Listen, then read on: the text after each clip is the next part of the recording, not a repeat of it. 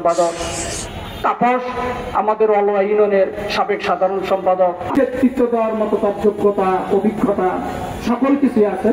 আমাদের এই হাসিনা সরকার যদি আর 4 মাস 5 মাস বেঁচে থাকতো, আমি কিন্তু আপনাদের সামনে এইভাবে কথা বলতে পারতাম না।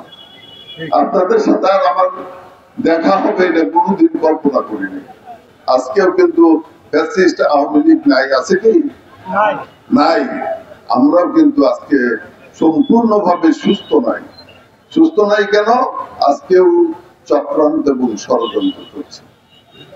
চক্রান্ত এবং ষড়যন্ত্র হচ্ছে কিভাবে এই নির্বাচন ধ্বংস করা যায়, চক্রান্ত এবং ষড়যন্ত্র হচ্ছে কিভাবে বাংলাদেশের স্বাধীনতা এবং সার্বভৌমত্ব বিপন্ন করা যায়। এই চক্রান্তের অংশ হিসাবে অনেকেই কাজ করতেছেন। আপনারা জানেন ফ্যাসিস্টের যে যারা এখানে অবস্থান করতেছে তারাও কিন্তু মোনালিসা হেভি ফ্লো 15 পিস প্যাকেটের সাথে 8 পিসের একটি প্যাকেট একদম ফ্রি।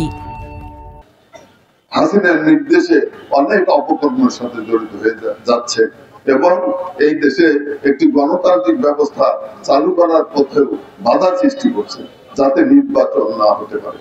আমরা ঐক্যবদ্ধ থাকি।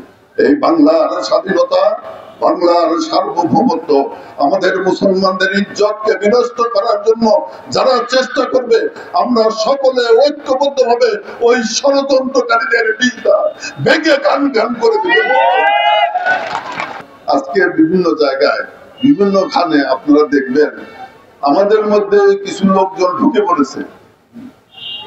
বিএনপির মধ্যে কৃষক দল, ছাত্র দল, যুব দলের মধ্যেও কিছু লোক ঢুকে পড়েছে। ওই আওয়ামী লীগ ফ্যাসিস্টের প্রেতাত্মা ঢুকে পড়েছে। তারা ঢুকে দলের মধ্যে একটা বিশৃঙ্খলা সৃষ্টি করার চেষ্টা এবং পায়তারা করছে। এই যারা ঢুকে পড়েছে, যারা ফ্যাসিস্টের দোসর, যারা এতদিন আওয়ামী লীগের সাথে যোগাযোগ করে কাজ করছে, ওই সমস্ত লোকদের প্রতি আপনারা সাবধান এবং সতর্ক থাকবেন।